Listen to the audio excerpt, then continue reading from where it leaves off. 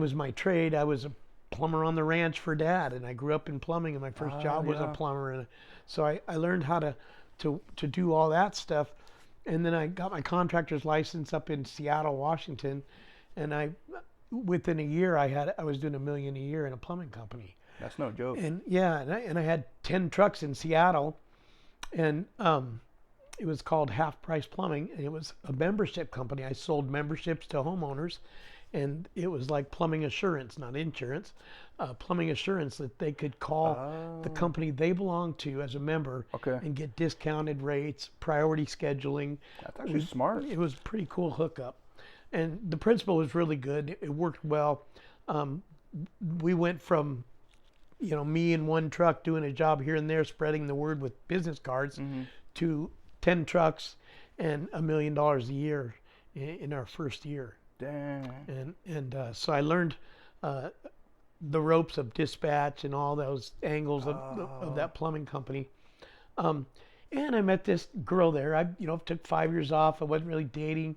I dated a little bit, and I said, man, I just don't like the dating game. It's just, I just try this one on, try this one on. Yeah. I'm just not into that whole scene, I'm a man. I wanted companionship. I wanted a woman in my life. I love the touch and everything, but I just wasn't into the try this one on dating scene, Right. So, anyways, I started dating this girl, and she was 10 years younger than me, and I'm thinking, well, hey, man, I'm doing pretty good here. so my partner got tangled up in drugs, and to break the partnership, I shut that company down, moved from Seattle to California again, because this is my home. Yeah. And I said, well, I'm going to start the plumbing company down here without my partners and without the anchors and problems. Okay. And I'll do that. And she looks at me and says, well, can I go with you? Oh. And I was like, hooked her then. I was like, I guess so, man. So I took her with me, and we ended up getting married. We were together 18 years down here, just long story short. Yeah. And we had 3 kids together. She had a 6-year-old daughter when we met. Okay. And we were together 18 years. Long story short, we did a bunch of nonprofit organizations and ministries and other outreach stuff. And she had social anxiety, so she really wasn't a people person. Yeah. So, and I was. So there was a real wall between. Yeah, you were just kind of, where my heart was going, where her heart wanted to go, was a different wall. So, so we had bumps in our relationship for, other reasons, and I don't want to throw it all out there. I mean, she's got her side of it, and I've got my side of it. And, but just to admit my side of it, my downfall is I got so engrossed in my business to try to fund my passion project that I lost the vision of the passion project and ended up working 80, 90 hours a week in business.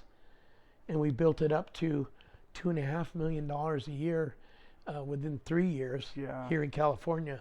And we had, again, 17 employees, and we were doing 50 service calls a day in 32 cities in Northern California. Oh, we had some really good contracts. We were doing about $200,000 to $250,000 a month in revenue. A month. Quarter million a month coming through my fingertips, and I dive into a little bit of it, and so most of it goes right back out. Right. So I was trying to build something called a cash engine to fuel my passion project, where my heart has always been. Yeah. And but I got lost in the business where I didn't have any extra time for even my wife, and then I ended up losing that emotional connection with her. I was volunteering as a critical incident stress manager for the coroner's office, doing death notifications, responding with the fire department to a house fire, and being able to defuse the family that went through that problem, or show up at a scene where the cops were there, and I had to defuse somebody else, or so anybody that has gone through a critical incident. I got licensed in and went through the school to get licensed in critical incident stress management. And what that is, like, I'm doing first responder stuff with the fire department, or whoever called me and needed me. If the coroner said, hey, chaplain, I need you to go do a death notification. This guy died. Here's the details. Oh. Go knock on this door and tell the family what happened. And so I was the Grim Reaper, and I had the Grim Reaper tattooed on my arm. Shredded out. Look at him. And I never showed anybody that, but that was, that was my, I had to switch gears and be the guy to drop that message on families. So, how did that kind of, like? Yeah, I'm all over the place. Sorry. No. It's just awesome. You're just. It's out there, which is, you're more open than I would say a lot of people out there, which is super cool. Of course, people have their own kind of thing they just kind of sit in, which is fine. But like for you, having to be like, hey, so and so. Yeah. Well, there's a process to it. There's training. It's how you stand, how you hold your body, how you knock on the door. Everything is detailed. And when you give the message, you can't just knock on the door, open and give the message. You have to come in the house. You have to clear the house, bring everybody into the same room, make everybody sit down. And the whole time they're going, what's going on? What's going on? Why are you going? Why are you here? You have Chaplin on your thing, and the coroner's with you. Oh, they kind of. Yeah, so they already know something's going on. What's the news I need to hear? Yeah. Tell me at the door. And you can't technically tell them at the door because people respond differently to stress. Yeah. And so, I've had situations where you finally drop the bomb on them, and they teach you. You don't say, well, your husband passed away. He's with the Lord now. You don't tell them stuff like that. Okay. You look straight at them and say, when you get everybody in the room and you get everybody to that stage where you finally can tell them, right. You say, Mrs. Smith, I'm sorry to tell you, your husband was killed at 2:15 this afternoon at this intersection. A car ran the stop sign and he hit him, and he is dead. And that's how you tell them, straight out, just like that. And then you wait for their response. And it could be screaming, it could be pounding your chest. On you? They could pass out. And that's why you don't deliver that message until everybody's in the same room. Because I could be telling mom that her husband just died. The son works second shift. He comes down the stairs, sees mom beating on somebody at the door, and now I get shot. Because so you got to get everybody sitting down. What's going on? You want everyone on the same. You got to have everybody on the same page in the same room. I never even thought about it. It makes sense. It's a process, Wow. And it's intense, and you wear it too, because sometimes you're going to a murder scene. Okay. Or a murder-suicide. Yeah. And they don't know it's a crime scene yet, but you were called out there because there's a dead person, and this person saw them shoot themselves, and so you have to defuse that person that saw that critical incident. Yeah. So I did that for 15 years. So like with that, how did it hurt you, or how did it? I still have PTSD from that. I would assume so, yeah. And it's because I get flashes of different scenes that I went to. And in the middle of the night, I'll wake up in a cold sweat sometimes with this image of what I saw. For example, go to a scene, there's cops in the front yard, and there's a couple of them throwing up. Yeah. There's the incident, there's the captain or sergeant, whoever's in charge of that scene or whatever, on the front porch. Oh, thank God you're here, Chaplain. Come on inside. She's in here. I already know I have to remove somebody that's a survivor from that scene and detach them from that scene and get them away from the scene so I can begin to work on them. Wow. I have to unravel them and then put them back together. Yeah. And there's a whole psychological process that goes with that. So.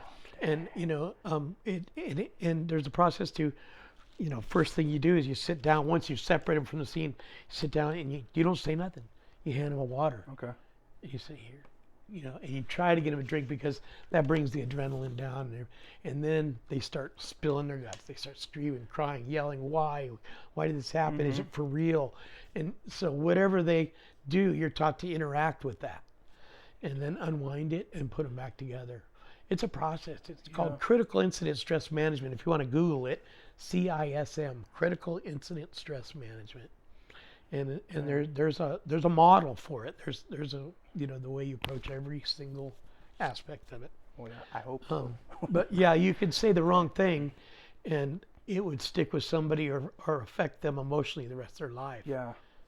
So the whole thing with being a chaplain in that realm is learning what not to say. And I like to talk, obviously. So, you know, when I put that uniform on, I have to go there. I go, I have to go into that mode, you know. Shut up, man. Don't say nothing. Yeah, chill out. And even when you're doing a death notification, you're like knocking on the door. You're going, God, I'm just not big enough for whatever's going to happen when this door opens. Dang. Please do it through me, you know. And you go into that mode.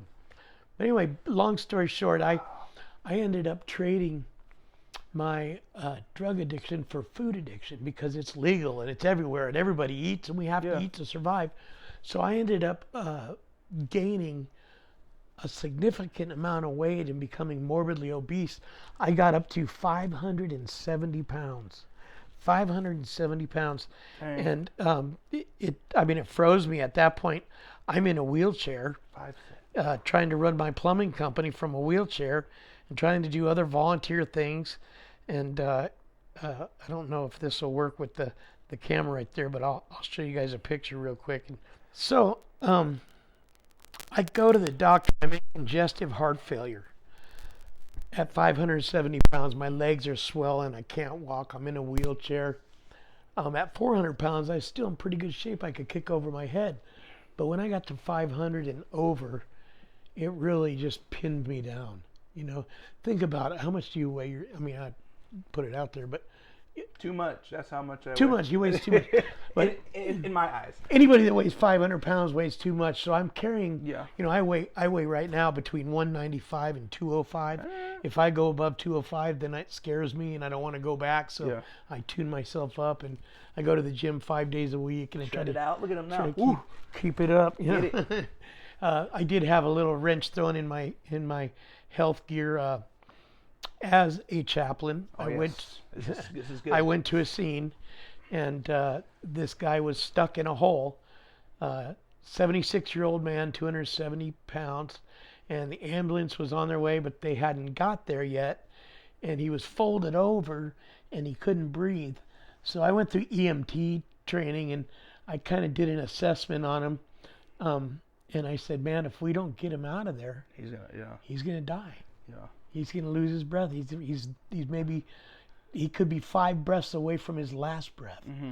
You know, so this is happening fast, but it all slows down. So I run to my truck, I grab a towel, and I thread it through him, and I put it around his chest, and I put my knees into his back, and I pull backwards, and I turned, and I had an old motorcycle accident where I had an annular tear between discs and it deflated a disc, so I had bone on bone. When I turned, it broke a shard of bone off into my spinal column and it shocked my whole system. It was like an electrical shock. I went down and then I broke my neck.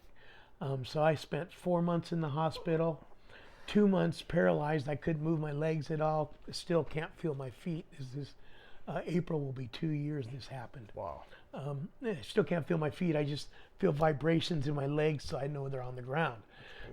This arm wouldn't move for 6 months. I couldn't even lift it.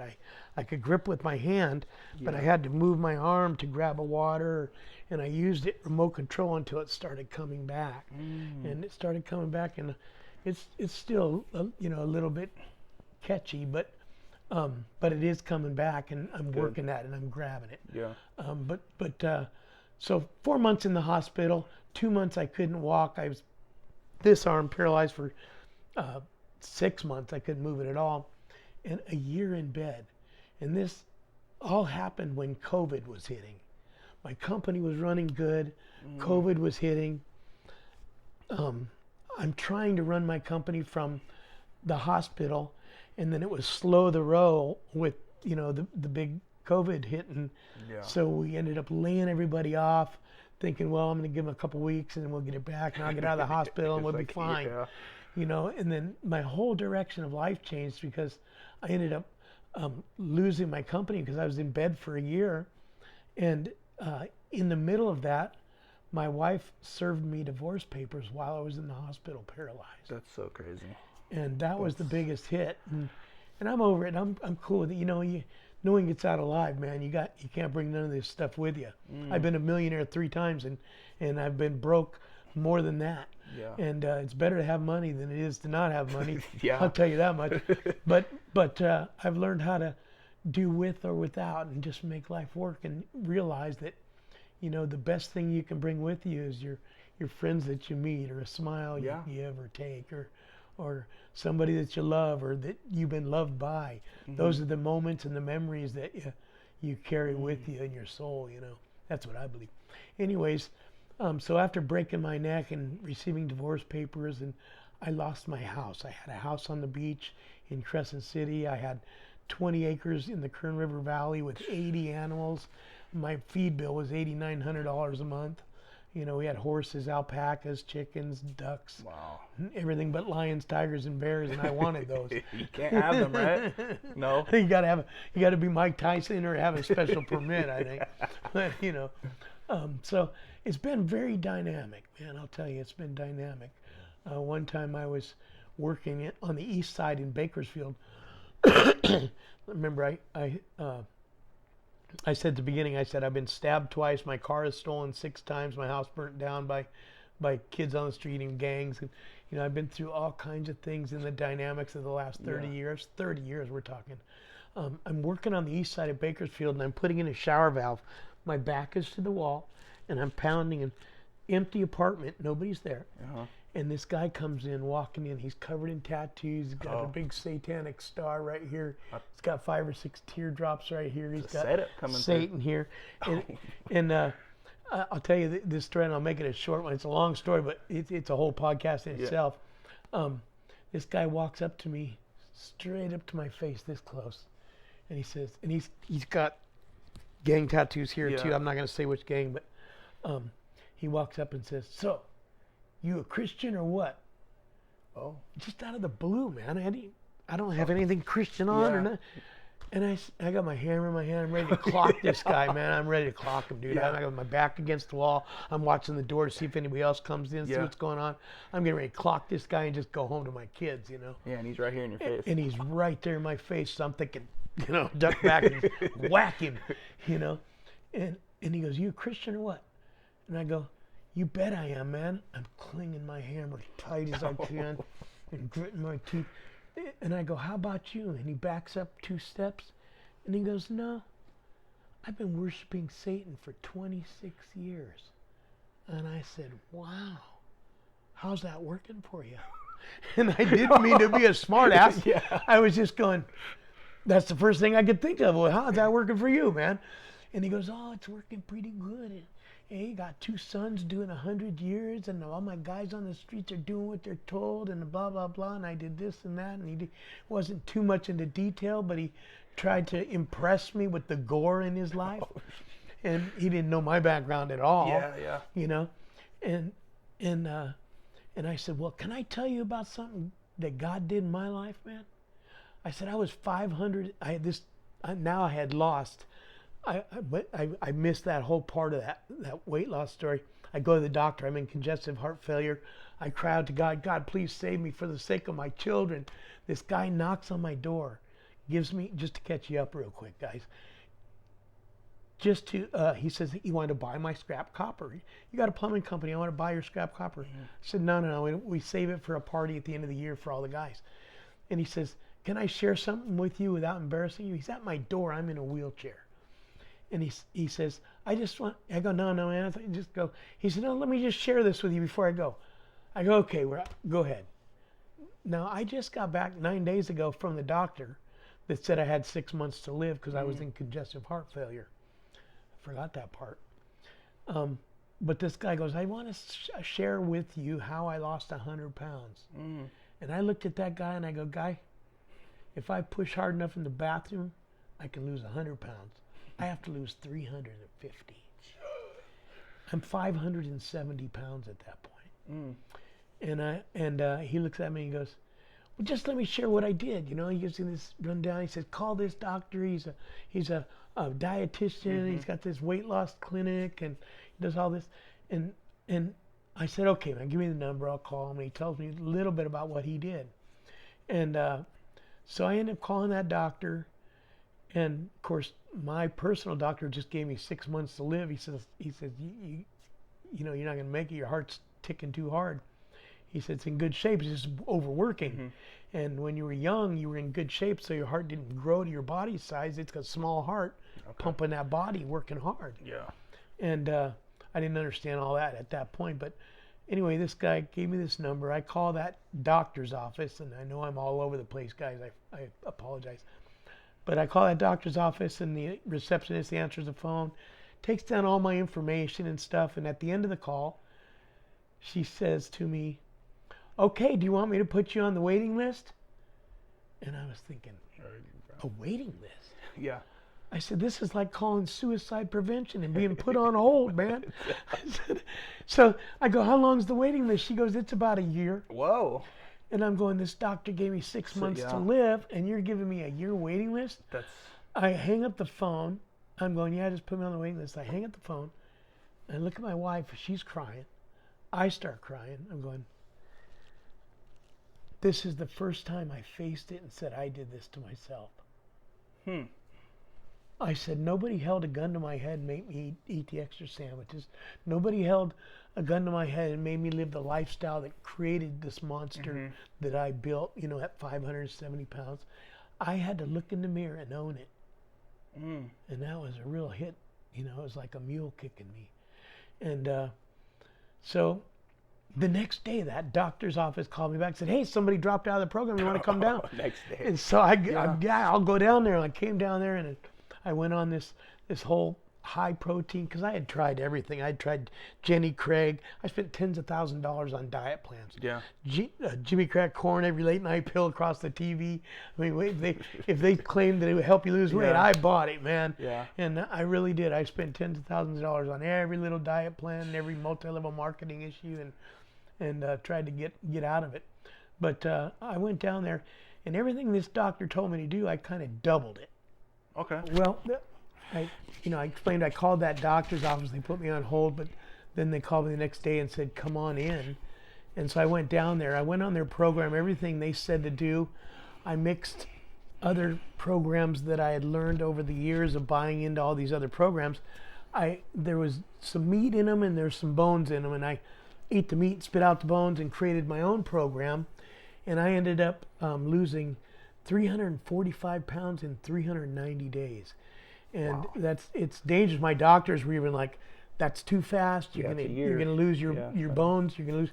And so I had to over mineralize with calcium and iron and vitamins A, D, E, and K, so I could absorb the calcium, because I was losing so fast that they didn't want me to lose the building blocks, you know, the core. Yeah. And so I did lose some muscle, some strength, and things like that. But I did start at 570 pounds, lost 345 pounds in 390 days. That's impressive. And throughout the whole last 30 years, I've been journaling. I keep a journal because it helps me sort things out in my own head. But when I broke my neck, I'm going to go back to this guy that met me when I had the hammer here in a minute. Yeah, he's about to hit him. Yeah, I'm about to clock this guy, man. I'm going to tell you about that here in a minute. But when I broke my neck, I started writing, and I wrote over 150,000 words. I wrote 3 books and my whole diet plan and a workbook. And through all the experience of my life, I have 2 doctorate degrees, a real estate license, a contractor's license, a plumbing contractor's license. I'd had over 20,000 customers on one company. I've had 5 nonprofit organizations, that 501c3 organizations that reach into the community and help with different issues, whether it's homelessness or addictions or sex trafficking. I'm also the president currently of an organization called Citizens and Bikers for a Brighter Future, and we rescued over 700 women the year before last, and children, and then 400 last year. It was down a little bit because of COVID, and we're up to about 150 to 200 this year, pulling them out of situations, abuse situations, sex trafficking. Wow. So 700 people in 1 year. And we're in 7 states. Again, Citizens and Bikers for a Brighter Future. Look us up on Facebook. Yeah, please. Join us and support us, man. It's a worthy cause, and we're actually making a dent in helping. Back to that situation, I'm putting that plumbing valve in. That guy walks into that apartment. So, are you a Christian or what? And I said, you bet I am. How about you? No, man, I've been worshiping Satan for 26 years. And I just, wow, man, how's that working for you? He goes, pretty good, man. He started rattling about how it's working for him in other ways. And he starts slowly backing out of the apartment, and he left. So I'm hurrying up. I'm packing up my tools because I'm thinking they're coming back. I saw it in his eyes, man. I'm packing my tools up. I grab my toolbox. I walk out to the truck. I put it in the truck. Whew, I made it. I'm out of here. Yeah, nothing happened. I'm out of here. Yeah. And 2 weeks later, I get a call to that same apartment building. I'm going, oh, geez, I got to go back over there. And I pull in, and sure enough, this guy's in a wife beater, and he comes running up, to the truck. And, hey, man, the other day you said something to me, and I got to talk to you.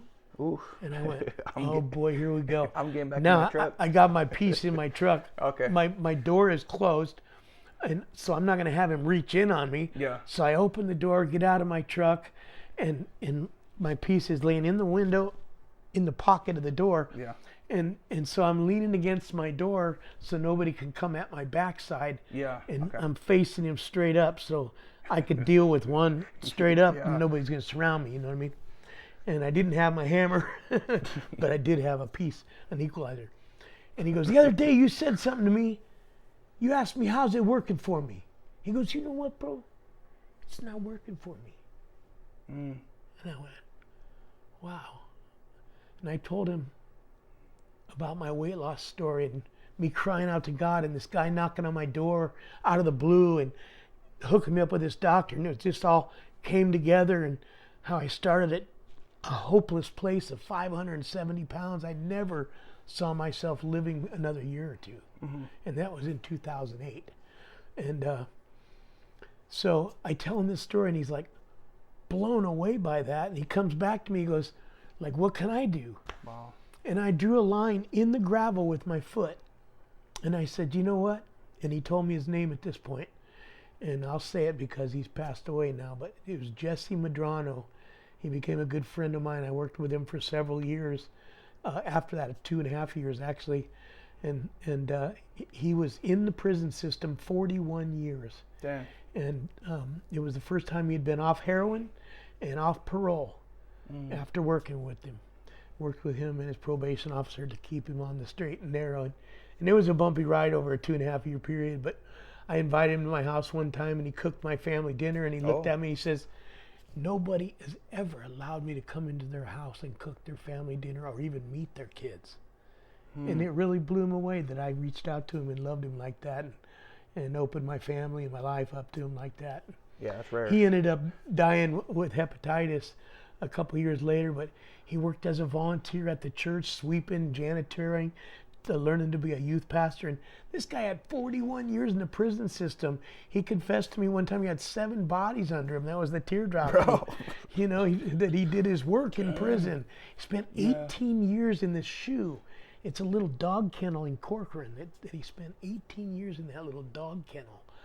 So it was very dynamic, but it shook me up that, guys are going through that, and there's people on the streets like that. And it just always stirred that thing inside me for the down and outers. Not just the down and outers on the street or homeless or drug addicts or guys getting out of prison, but the down and outers that are having struggles in their business, in their home life, in their marriages. I went through 2 divorces, man. I know the pain of that. Yeah. I was laying there paralyzed. My wife serves me divorce papers. I couldn't even reach out with my hand and grab it from the lady. She laid it on my chest and left. You've been served. Yeah, and you're like, okay, here's everything practically. Basically, right? I just walked away and I said, I'm probably going to die. Yeah. And so I just let go of everything. And I ended up going in the hospital a millionaire, and 6 months after that came out, I was homeless. Yeah. And here I am, homeless. Yeah, you're like, I have a little RV that I was able to keep in storage, and I was fortunate to have that, but here I am on the streets here. I can't even walk. I'm using a walker to try to set up my RV so I could just lay in bed after they discharged me from the hospital. Yeah, I had nobody to help me. I could hardly wipe my own butt. I couldn't move my arm. It took me 45 minutes the first few times to crawl in a tiny RV from the bed to the bathroom and back. 45 minutes. You know, so I went through some struggles. I went through some dark times in that period. In fact, I just said, you know, I should just end it all. I should, and I've never been suicidal or had those issues or thoughts even really, but this is the first time in the darkest place, most painful place of my life that I actually thought about, you know, using my own protection on myself and just ending it all. So what held you back from what not shook doing me that? is I was having a conversation with the Creator about it. Okay. And I had this almost like an epiphany or a vision that the whole RV shook. Yeah. And it scared the crap out of me. When it shook, I felt like the presence of God walked in there with me. And I'm not real religious or into churchianity and all that stuff, but I felt like the presence of a holy God walked into that place and held me in his arms as I cried through that emotion of wanting to just end it all. And whether it was a place in my head I went, or a survival tool that kicked in our human side, or whatever, I think personally I still believe that there's a God that loves us that walked into that RV that day and saved my life. Wow. And I still believe that to this day, and I'll share it that way, and I don't know how to explain it any other way. Yeah. I'm not, you know, I love the Word of God. I love to read the Bible. I know there's been some, you know, issues with different versions and all these different denominations and all these people battling. Screw all that stuff. Man, it's like the Native Americans had it right, man. They were in touch with the Creator that created all things for us to love each other. And, you know, unfortunately, man is wicked in his ways, and he goes to war and you know, everything, all that fear-mongering that's going on right now with, you know, we better watch out how we say it, you know, on that YouTube channel. But everything is going on with the press right now. Don't swallow that pill, man. Swallow the pill with hope in it. Swallow the pill with your dreams in it. Swallow the pill with your desires and your smiles and your cries and the laughs and the memories and the relationships. And swallow that pill. Don't swallow all the divisive pills, the white against black, against this, against that. We're all humans, standing up, sucking in the same air together. We're all human, and we need to love each other, and that's the key to it. And so that was the little seed that was in my heart way back when I met that guy carrying the cross. Yeah. And then I saw these kids on the street that were prostituting themselves at 13 to 21 years old. Oh. And we opened our house and brought 146 of them through our doors. Yeah. You know, those were the same seeds that gave me the heart to go, man, I want to share a little story with you. This pastor came up to me one time because I'm zealous. I'm on fire. As you can tell, I got a lot of energy. He's on it. 57 years old, and I'm just getting started, baby. This guy comes up to me. He goes, Brian, he says, you got a lot of zeal, but not much wisdom yet. He said, that's okay. When you get older, you'll mellow out a little bit. And to be honest with you, I've been walking this walk since April 26, 1989 at 7:30. And the fire has not gone out. There's been times where I've had moments of darkness, moments of disdain, moments of doubt, moments of fear, moments of hopelessness, but they were only moments. Yeah. This too shall pass. And I want to encourage you, if there's somebody listening today that you're feeling depressed or anxiety or hopelessness or fear, all this stuff going on in the world around us, hang on to hope. Because hope fuels your dreams. Hope fuels tomorrow. Yeah. Hope fuels your promise. Yeah. And hope fuels relationships. Yeah. And, you know, there's a little bit of forgiveness in there too in relationships. There's a different dynamics there, and I'm not a pro at that. I've been divorced twice. So, but I know that hope is a big fuel for all those things and all those problems, you know. I've dealt with people on the street that are mentally ill. They're hard to reach. There's not a set program for everybody. You know, right now I'm a life coach and a health coach, and I have clients where I charge them a little bit, but I go through a program with them to help them change the way they're going in their mindset, because your mind is taking your being in a certain direction. You can have fear, doubt, hopelessness, and just it will ruin your life. It'll take you down this rabbit hole, you know. Or you can have hope, dreams, promise, and you still see the bumps in life. It's like the wind and the waves are still rocking the boat. Of course. But your eyes ain't on the wind and the waves, man. Oof. They're on your promise. They're on your dreams. They're on your hope. They're on relationships. Yeah. They're on different things that matter. Remember, no one gets out alive. Yeah. And you can't take any of this crap with you, whether you're a millionaire. You know, King Tut, he tried to stack everything in his tomb. What happened? They robbed his ass, man. So, I mean, so you just got to learn that, you know, and over the years I'm still learning, man. We're all on a learning curve. That the greatest thing that you can do is not judge and love people. And no matter what the dynamic they're going through, you know, why they're stealing, why they're on drugs, why they're mentally ill, it doesn't matter. The best thing we can do is hand somebody hope. And if you can stimulate or water their little tree with hope, just to give them that sprout again so they can bear seed in their life again, then that's the answer. From my standpoint, that's what I've seen work. That is huge. Wow, yeah, you've just been up on I would say like a rant.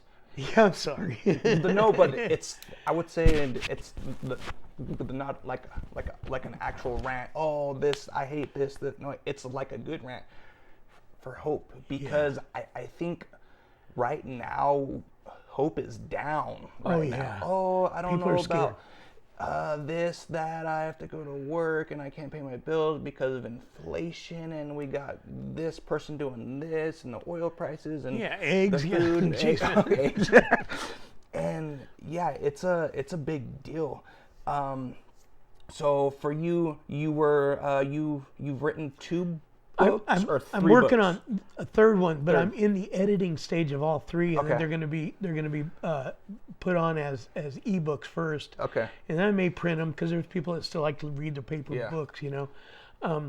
But I did one. One is called Teflon Soul, and that's basically my story that I ran down to you guys. There's a lot more detail, a lot more. You know how the book's always better than the movie? You guys are watching the movie right now, and it's not that exciting. Yeah. It's just a couple of brothers hanging out talking. But I lived that, and in my memories, I don't regret any of it. I don't regret going through the experience of coming out of being morbidly obese at 500. I don't regret that. I regret my family having to go through some of the things they went through because of my being debilitated in some ways. You know, I couldn't play catch with my son, you know, things like that. That, you know, my son is 38 years old now, and he just lost 125 pounds on my program, and working out. He's going the extra mile too. He lost like 125 pounds in almost 8 months. That's fast. It's huge, and going through a divorce too, and everything was crumbling. He's 38 years old, and let me tell you, he started at 420 pounds, which I was a bad example. But get as much lap time as you can out of your little guys. Spend as much time as you can with your little kids while they're little, because they grow up so fast, and when they hit 400 pounds, you don't want them on your lap. Love you, Robbie. Love you, son. That's so, wow, that's intense. 8 kids, 13 grandkids. 5 daughters, 3 sons. 8 kids, 13 grandkids. Busy. And they're all breeders too. I mean, breeders. Call them breeders. Oh my gosh. Yeah. Also, you were saying you got hurt while you were on your Harley. You were at a stop sign, you got hit, and then you were in the hospital, and That was you 2010. So 2008, I lose the weight. Okay. And so I missed that part, but we had so much to talk about. 2008, I lost the weight. Hey, 2008, I lost the weight. Sounds like a new rap for you guys. And then 2010, I buy a motorcycle, and I'm going, man, I'm out living again. I'm flying helicopters, airplanes. I'm riding a motorcycle. I come off the freeway in Redding, California. I get off at the exit. I stop at the stop sign. And no cell phones or nothing. I'm just on the motorcycle in the air. And I'm just going, big smile on my face. When I ride, I'm smiling, man. Yeah. Unless somebody cuts me off, then I'm mad for a minute. You guys keep an eye out for us bikers out there. You know, loud pipes save lives. And that is true. So I'm riding my motorcycle. I pull up to the stop sign, getting off the freeway, and this guy gets off the freeway behind me and hits me from behind. And that's when I deflated a disc. It's called an annular tear, when two bones come together and they pop a disc, and the disc fluid comes out of the disc, and it goes bone on bone. It's called an annular tear, where it gets bone on bone grinding. And when that happened, I went to the hospital. I had blood work done and all that, and they found in my blood work some oddities. So they ended up finding liver cancer. So here I am, 2008. I lose the weight. Yeah. 2010, I buy a motorcycle. I get hit on my motorcycle. I'm in an accident. I'm injured. I'm in the hospital. I've had 27 surgeries in my life. I have 2 more coming up. For what now? I've had 7 hernias. I've been opened up from here to here 7 times. I've had 7 hernias. I've had 1, 2, 3, you can 4, count them. I've had 5, none. 6 back surgeries. Wait, knock on I wood. broke this hand. I broke this hand in fights 8 times. You know, so I mean, I could go on and on. Like, look at these scars. That's so crazy. One time I was in a fight, and I take a swing at this guy, and I hit the corner of a metal sign, and my hand sticks on it. I pull it off the metal sign, and it went right through there. So yeah, I had a rough life a little bit. But anyways, I'm in a motorcycle club now, and I'm happy to be with them. It's called End Day Soldiers, and it's a patriotic club, a good, solid, American, true brotherhood. Nice. And they've all shown me brotherhood. There was a kind of a prospecting period, of course. But it's an MC, and we have permission for the MC with the powers that be in this area, and we're not into turf wars. We're pretty much a clean and sober club. Most everybody in our club is either clean or working a program trying to get clean. Nice. And so we all support each other, and there's about 30 of us, and in fact we're getting ready to do a series on Peacock coming up. And I don't know if I was allowed to say that, Perez, so I'm sorry if I said that to him. But we got a show. We're getting ready to start a reality show. I think it's starting in the spring. Oh, that'd be cool. So it'll be cool on Peacock. Anyways, to what I'm doing now, I mean, that's a lot of history of what formed me. Yeah. What I'm doing now is I'm working with creating right now, molding it as a ball of clay, another outreach called Stewards of Earth. And it's basically an outreach to consult with cities and counties on how to deal with the homeless population compassionately, instead of just sweeping their stuff into garbage trucks, and then they getting ready their encampment into the garbage, and then they come back and they have to hustle blankets and all their belongings again, and they set up camp, and the city comes through and sweeps it up and throws in the garbage. That's been a never-ending cycle for a long time, and there's a lot of money on the budget in California that's just being thrown away at housing. I think it's Venice Beach has all the problems with all the homeless people, and they're defecating on the streets in front of the house. You got a $7 million house, and you spend all your life working for it, and there's a homeless guy pooping in front of the house, and it's not working for those people, and so they ended up renting apartments for a lot of the homeless people out there, and in that situation, a lot of the homeless people didn't want to come off the streets. They didn't want the responsibility of the cable bill, the electricity bill, and all that other stuff. it's easier on the street just to hustle their dope and use their money. Just to I don't want the free. apartment. So they started storing stuff in the apartments. They started renting them out. They started using them for drug dens.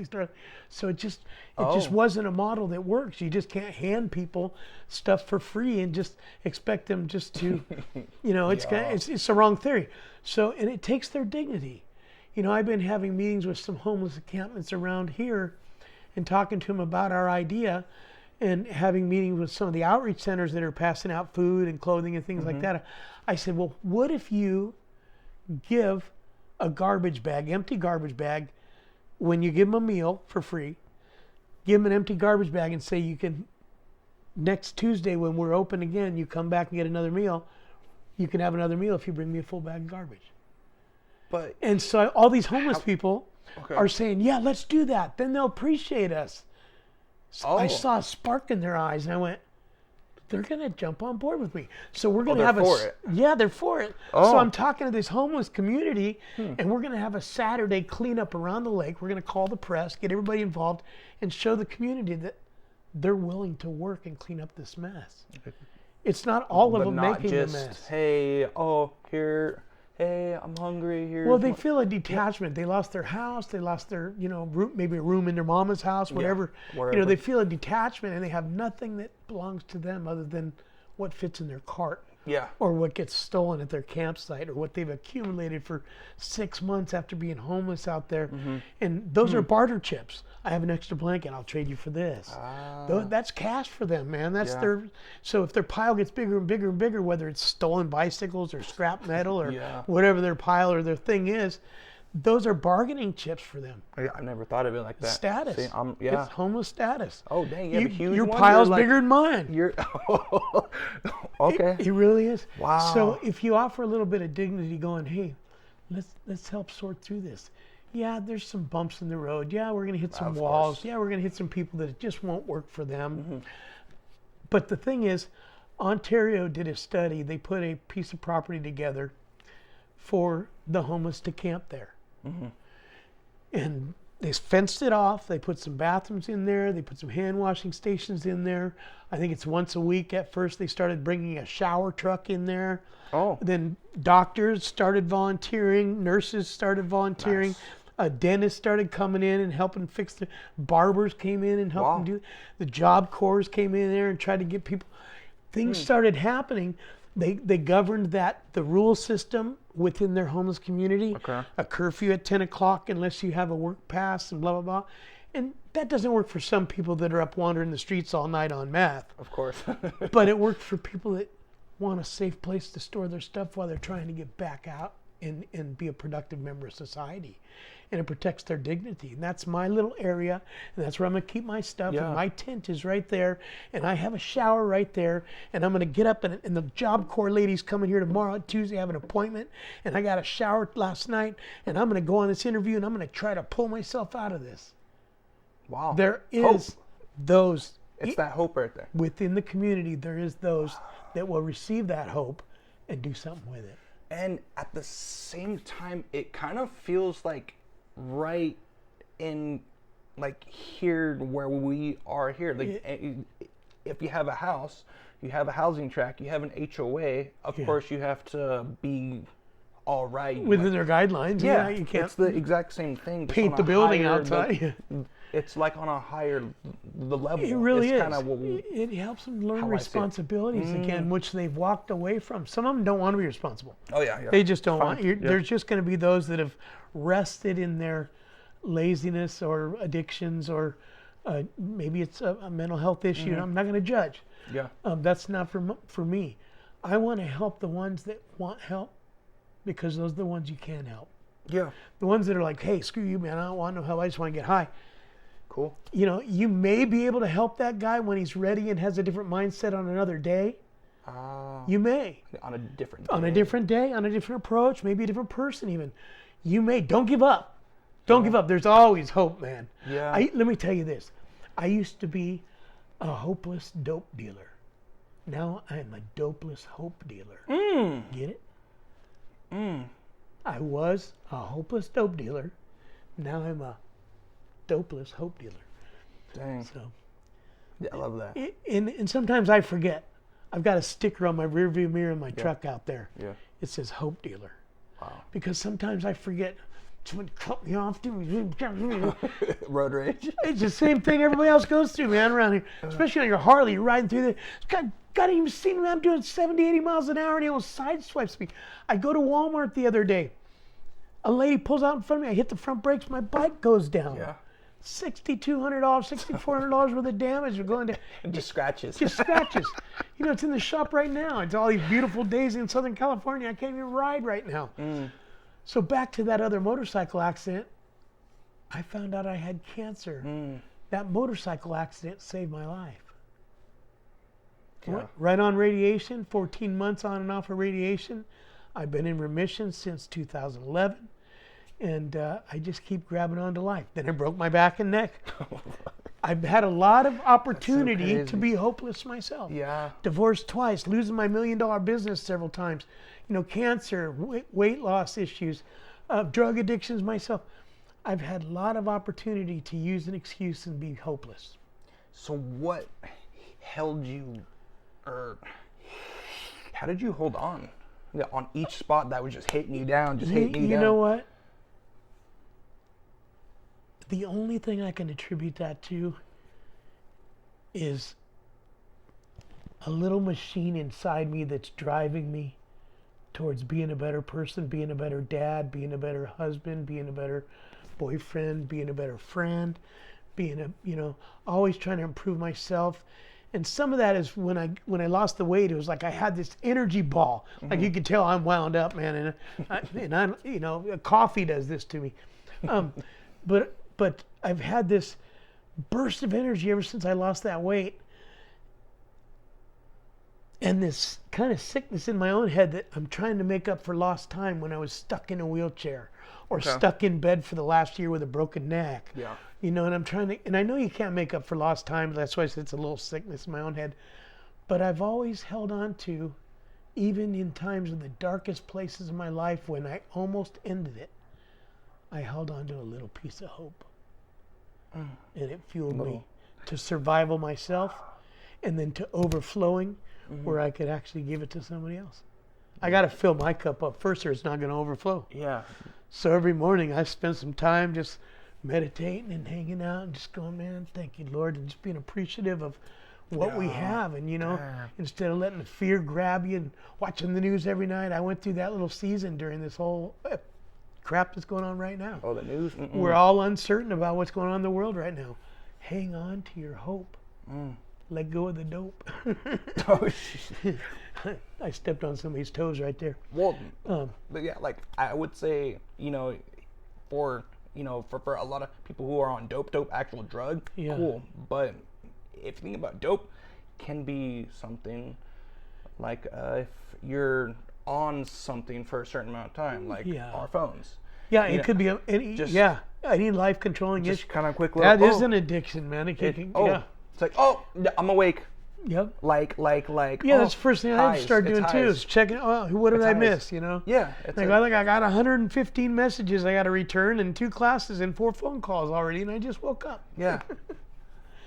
And I preferred the beeper era or the payphone era. I don't know how many of you guys remember payphones, but we used to get a page on our pager. No. We'd look at the page number and we go, you have to go to the call. I could choose whether to call it or not. You know, if it's my boss, I got to call it, you know, but if it's somebody's like, I ain't calling her, man, or him, or whatever. But these things, it's like, no, we're tracking you. We know where you're at. We know what you said. We know who you talked to. You know, it's like Elon Musk said in an interview the other day. He said, AI is more dangerous than nuclear. He said that. And then he said, technically, we're all AI already. We just carry it in our hand. And he pulls out his phone. He's like, these phones, you carry your thoughts, your notepad, your calendar, your schedule, and all. How many? We used to remember numbers. It's all seen too. I'm sure it's not hard. Oh yeah, it's to hack a phone. It's all there. It's all in the air, man. Yeah. In fact, even if you turn these phones off and let them sit down, they still locate and they still listen. So if you have a private meeting, you need to go take this and put it in the other house outside, locked in the truck, or when we have our bike meetings, and not that we're doing anything felonious or upside down, but it's just a private brotherhood. That's so crazy. We leave our phones out of the room. All the phones go in a box out of the room. Setup. They're listening right now. Yeah. And you too on YouTube. No, okay. And I'm glad you're listening, man. Right. I hope, in fact, if you have any questions, I'll be glad to answer anything. But I hope this has sparked somebody to be a hope dealer. Man, remember who you are, or who you're supposed to be, and first feed yourself hope. If you're hopeless, man, get a hold of me. I'm on Doc B. Shaw on Facebook, or Stewards of Earth website. You can email me there, or you can go to Teflon Soul at YouTube, or Teflon Soul on Facebook or Instagram. There's many ways to get a hold of me, or send Jay a message. Yeah, and I'll reach out to him. If you need to talk or something, I got some skills, but I do have pretty good ears too, man. And most of all, I care. And there are people out here who care about each other and who love each other. And it is rare, and it's hard to find. And when I bumped into Jay at the park, I was walking my dog and kind of wrapping up for the night. And beautiful dog. He has his were your nephews or kids? Yeah, the nieces and nephews. Nieces and nephews with him, and we just kind of hit it off and started talking. And I talk to anybody. I love people, man. I don't like them most of the time, but I love them. And so I'm gonna hold my tongue about that. The human value, I love that, Yeah. But sometimes you don't like their character or who they're being, or that kind of stuff. Which you don't get hung up in all that. Everybody has potential with a little spoonful of hope. That's good. I would say with that, I'm gonna wrap up. But I hope, from what he had to, I guess learn through. I hope you all out there, even me as well. I have to sit back and kind of see. It's like, oh, do I really have it that bad? That I have a speech problem? Is it that bad? I'm doing good. I still have my knees, my back. Knock on wood. A job, a roof over your head. Yeah, and at the same time, I'm still super humble about it, and each day I try and learn to be more humble. Like, oh, that person has, certain things on their face. He's like, oh, he's into God, Satan, all that kind of stuff. Be open, but how you were, you're like, be true to yourself. Yeah, and that's just so huge, and it's not seen anymore. It's all like online. Oh, this person's awesome. The metaverse. We're all in the metaverse. I'm sorry, did I say that out loud? Well, it's true, because I think we all live in this whole world. Virtual. And yet we aren't here alive. Yeah, I was in a restaurant the other day, and you look at 3/4 of the table. The husbands and wives are both looking at their phones on a date.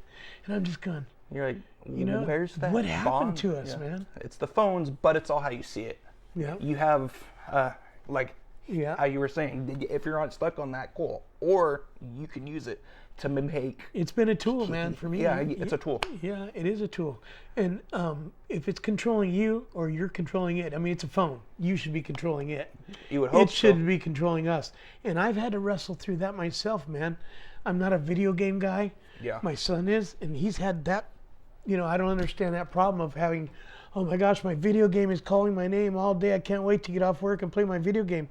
I was always like trying to do something productive and trying to go, even watching TV, I'm not really a movie guy. I'd rather watch something that I can educate myself with. Super short too. It's like, oh, cool. I'm going to go apply that. Right. I'll play a video game. Don't get me wrong. I'm not against video games. Yeah. I'm just against anything trying to control my life. I want to be free, man.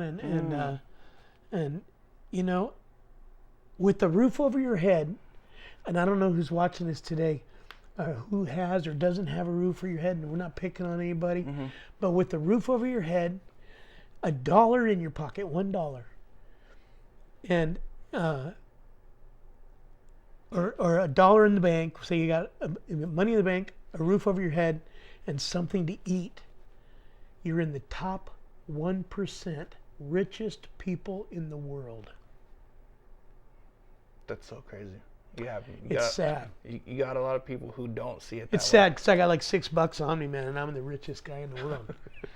So we're in the top 1%. Yeah. We're so Americanized that we have our blinders on to all the suffering that's everywhere else.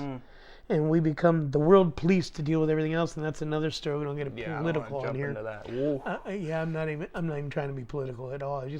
But we're so Americanized. We have our blinders on that a lot of times we don't see where the hope needs to be given. And we have the tools to do it. We're Americans, man. We're blessed. We're so blessed we can't even tell how much we're blessed. Yes. I got a nice warm couch to sit next to my brother. Yeah. You know, I'm thankful. I have a phone. Yeah. You know, that's pretty amazing. Expensive. That's like $800. Yeah, $1,000 phone. Yeah. It's like, oh, I dropped my phone. No, I'm gonna go get another one. What? No. Okay. Anyways, a whole other thing. But yeah, I hope that right there just helped you, whoever, out so much, because I met him. I was like, I'm inspired. I'm like, I have it bad. Compared to what? Yeah, but at the same time, I'm not trying to be like, oh, I'm this compared to this person. I don't got time for that. I just use what he actually had to, see and do. That's what I'm hoping to do, is allow other people not to suffer like I did, to get to the place of hope like I got through that suffering. You know, like I said, I don't regret any of that stuff because of where it's got me now. I have joy, I have hope, and I have peace. Yeah. And I still have struggles every day, like every single one of you guys. We still have struggles. But I never, ever let that last little seed of joy and hope get stolen from me. Ever. I protect it like a little teddy bear. You won't get it. You have to kill me before it goes. Oh, shit. Easy guys out there. No, I'm kidding. I'm kidding. He's like, what's up? All right. Go ahead and make my eternity. I got promises too. Dang. Ooh, get it. So yeah, like again, if you wanna, if you wanna know more about him and all the stuff he's doing, I'm gonna put everything. I would say either over here, over there, over here, wherever. You'll see it. But I just wanted to say thank you so much for you got it. For being here. Thanks for inviting me, awesome. Man. We're gonna be friends forever, man. Forever. Yep, we're gonna be friends forever. I hang on to my friends forever, man. That's so cool. It's not by accident that you happen to meet people, and I'm proud of you too, because you're facing. I faced my giant. I was a giant, but I faced that giant. I faced the cancer. That was a giant in my life. I faced the different problems in my life, and I faced them as giants, and always came out on top because I faced them with hope. And you are facing some of your challenges also with hope. Whether you looked at it that way or not, it's what you did. Yeah, it's all perspective. I didn't. It is what you did. But now I can. And I'm proud of you, I'm man. more hopeful. Oh, easy. No, okay. And with that, we're gonna end it. So I would say thank you so much again. You bet, man. And I hope everybody Thanks, out there you guys. has a great day or night, wherever you are in the world. And it's gonna wrap it up. And like and subscribe. Ooh. Share this with your friends. Oh, he's getting it. And let's build this channel up so that we can spread the hope. Okay, we're hope dealers now. Remember? Ooh, get it. Dopeless hope dealers, not hopeless dope dealers. Dang, he's and on with it. that, Look at him. see you later.